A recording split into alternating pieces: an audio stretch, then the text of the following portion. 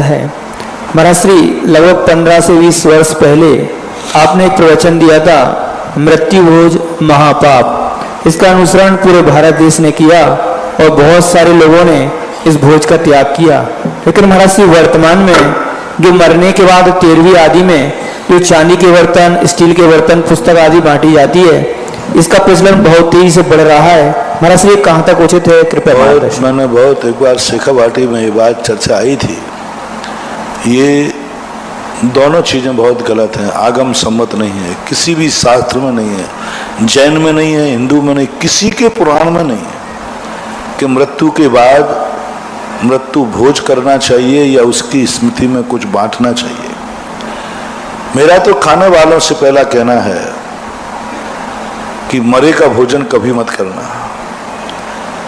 मेरी बात मानो तो जब किसी के मरने में बैठने जाओ तो अपना घर का डबल टिफिन ले जाना चाहिए, स्वयं भी अपना खाना और जिसके यहाँ कोई मर गया है उसको भी खिलाना, क्योंकि उसके यहाँ कोई मर गया है, वो दुखी है, भोजन नहीं खा पा रहा होगा, तुम अपने हाथ से टिफिन ले जाओ। ये मानवता है, आगम नहीं बता रहा हूं, मानवता है कि हम उसके यहाँ मरे हुए के यहाँ खा के आ जाते हो। मरे हुए का एक युग निर्माण मथुरा से चलता है, जो मरे का भोजन खाता है उसे मुर्दे को खाने के बराबर पाप लगता है। वो मुर्दे को खा रहा है, उसका तो वैसे ही घर बर्बाद हो रहा है, तुम खाने और पहुंच गए। रिश्तेदारी में भी उस दिन टिफिन ले जाना चाहिए। सारे रिश्तेदार पहुंच करके, मान लो रिश्तेदारी में कोई मर गया तो सारे रिश्तेदार उस दिन अपना खुद का टिफिन बनाएं और सब रिश्तेदार वहां टिफिन लेके जाएं, स्वयं खावें, सब रिश्तेदार एक साथ टिफिन खोलो और जिसके यहाँ कोई मरा है उस परिवार को भी बैठ करके उसी में खिलाएं। ऐसा 1 दिन 2 दिन 3 दिन जो भी चलता हो वो करना चाहिए। मरे हुए का कहीं नहीं खाना चाहिए, किसी भी रूप में नहीं खाना चाहिए। भीख मांग लेना ठीक है, लेकिन मरे हुए के व्यक्ति के यहाँ खाना पानी भी पीना उचित नहीं है। दूसरी बात, चाहे कितनी भी गरीबी आ जाए, मरे का बर्तन अपने घर में मत लाना, मरे की स्मृति कभी घर में मत लाना। बहुत निगेटिव ऊर्जा होती है, बहुत निगेटिव, बहुत निगेटिव। कोई भी मरे हुए का बर्तन घर में हो तो महानुभाव आज ही निकाल देना, चाहे वो सोने का क्यों ना हो। सोने चांदी का हो तो मंदिर में डाल जाना, और घर में स्टील मिस्टील के हो तो तुरंत फेंक देना। घर में किसी की मरे की स्मृति का कोई भी बर्तन निजी उपयोग में मत लेना। कभी भूल करके, कितना भी गरीब क्यों ना हो और चांदी के बर्तन भी मिल रहा हो तो हाथ जोड़ लेना, भैया देना हो तो कभी खुशी में दे देना।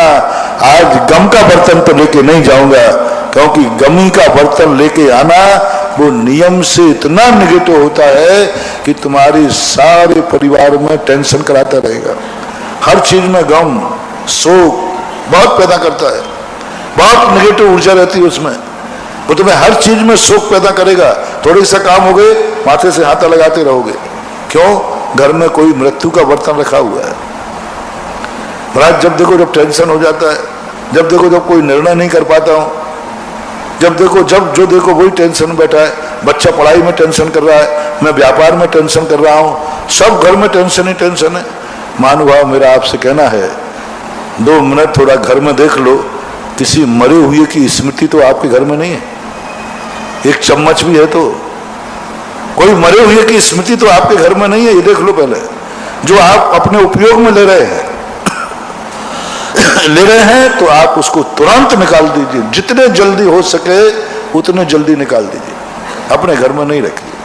भिंगार में जाके बेचो, कबाड़ खाने में जाके दे दो, पशु पक्षियों के काम में ले लो, अपने निजी काम में मत लेना। गौशालाओं में दे दो, अनाथालय में दे दो,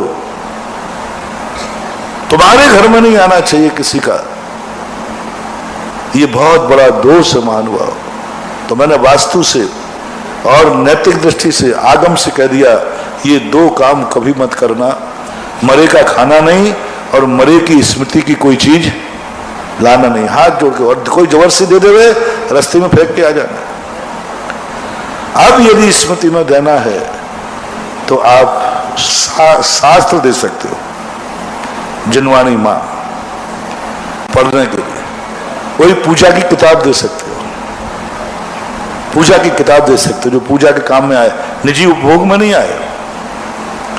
मंदिर में दान बोल दीजिए उनकी स्मृति में, कोई बात नहीं। जितना का आप समाज में लॉन बांट रहे हो उतना आप मंदिर में बोलिए कि मेरे घर में फलाना व्यक्ति मरा, इसकी स्मृति में हम ये कमरा बनाते हैं, हम भगवान के पास ये छत्र चढ़ाते हैं, ये टेबल बना देते हैं, ये अलमारी बना देते हैं, धर्मशाला मंदिर आदि बना देते हैं, इनमें दीजिए। ये पारमार्थिक चीजें हैं, यहाँ निगेटिव भी पॉजिटिव हो जाता है।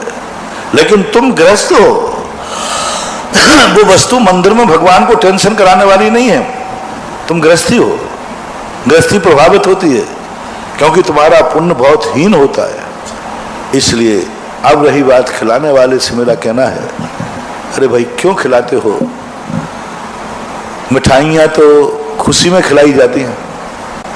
मुझे तो ये लगता है जो किसी अपने दादा भाई बंधु के मरने पर कुछ खिलाता है तो ये सोचा है मजा आ गया, निपट गया, खाओ रे मिठाई। क्योंकि मिठाई कभी गम में नहीं खिलाई जाती, मिठाई हमेशा खुशी में खिलाई जाती है। आप किस बल पर निमंत्रण दे रहे हो, किस बल पर मिठाई बना रहे हो, किस बल पर भोजन बना रहे हो? कौन सी खुशी है उसके मरने की? नहीं खिलाना चाहिए, नहीं खिलाना चाहिए, भूल करके भी नहीं खिलाना चाहिए। मेरे मरने वाले की मुझे कोई खुशी नहीं जो मैं सबको खिलाऊं। कभी किसी दिन खुशी का दिन आएगा, सबको बुला के खिला देना। मरे पर कभी किसी को कुछ खिलाना मत, किसी को कुछ नहीं खिलाना। और मिठाई आदि बना करके तो खिलाना ही नहीं। सोने चांदी के बर्तन बांटते हो, किस खुशी में बांट रहे हो? मरने की खुशी है तुम्हारे लिए कि बहुत बढ़िया मर गया, पाओ रहे हो। अरे भाई किसी शादी ब्याह में अच्छा कार्य हो तब बांट देना, मरे का कोई नहीं बांटना। स्पष्ट मना कर दीजिए, मेरे मरने की फलाना व्यक्ति मरा है, मुझे उसके मरने की खुशी नहीं है, दुख है, और इसलिए मैं किसी को कुछ नहीं बांटूंगा। हाँ, उनके नाम का मैं कोई ऐसा परोपकारी काम करूंगा, उनके नाम की स्कूल खुलवा दो, उनके नाम की हॉस्पिटल खुलवा दो, उनके नाम की हॉस्पिटल में कोई सरकारी हॉस्पिटल में कोई मशीन भेंट कर दो। वो किसी बीमारी से मरे हैं तो उस बीमारी को ठीक करने वाली कोई मशीन हो तो कहीं दान दे दो कि हमारा व्यक्ति फलाना व्यक्ति फलाने डायलिसिस करते करते मरा, डायलिसिस की मशीन भेंट कर दो। कैंसर से मरा, कैंसर का ट्रीटमेंट भेंट कर दो, वो तो ठीक है।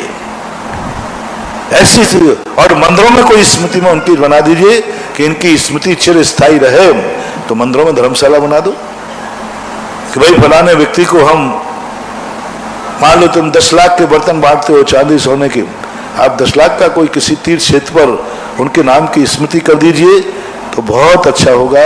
ये कुरीतियां किसी भी धर्म और संप्रदाय में नहीं है, इनको नहीं पालना चाहिए, नहीं करना चाहिए।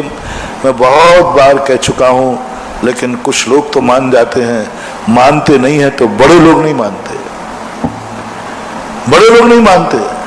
और बड़े लोग अपनी दिलेरी दिखाते हैं कि हमारा बाप मरा, हमारा दादा मरा, बांटो सब खूब जम के।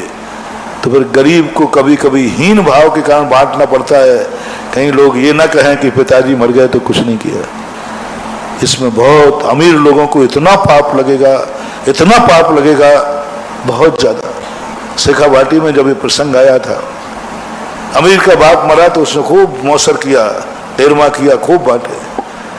और बताते हैं, ये और दिलाते हैं कि नहीं करोगे तो उस आत्मा को शांति नहीं मिलेगी, भटकेगी। एक व्यक्ति का पिताजी मर गए, गरीब था, सारे पंच पहुंच गए, लकड़ी के बाद मौसर कराओ बेटा माथे दोनों। उन्होंने कहा साहब मेरे पास तो कुछ है ही नहीं, मैं क्या कराऊं? बोले नहीं, ये आत्मा ये गांव के लिए बर्बाद कर देगी, वो आत्मा भटकेगी। एक छोटा सा उसके पास खेत था, वो बेच दिया। अब उसने बेचा, एक छोटी सी वही खाने को था, कुछ था ही नहीं। लोगों ने बिकवा करके भोजन किया। कुछ दिन बाद उसका तेरमा हो गई है, और 4-5 दिन बाद उसकी मां घबरा गई कि अब मेरे पास तो कुछ खाने को बचा ही नहीं, बच्चे को मैं कैसे खाऊं? उसको हार्ट अटैक हुआ, वो मर गई। फिर पंच पहुंच गए, अभी 4-5 दिन ही हुए बाप की तेरमा करते हुए। फिर पहुंच गए, साहब वो तो खिलाना ही पड़ेगा, बेटा तू खिला। लोग कह रहे मेरे से कर्जा ले ले। अरे कर्जा तो ले लो, मेरे पास कुछ रखने को हो तब तो ना। उसने कहा नहीं करना पड़ेगा, वो तो सबके लिए यथार्थ घटना है। उसने कहा वो तो करना ही पड़ेगा, नहीं करेगा तो तेरी माँ भटकेगी, गांव में भूतड़ा हो जाएगा। अब बेटा के पास तो कुछ बचा ही नहीं था।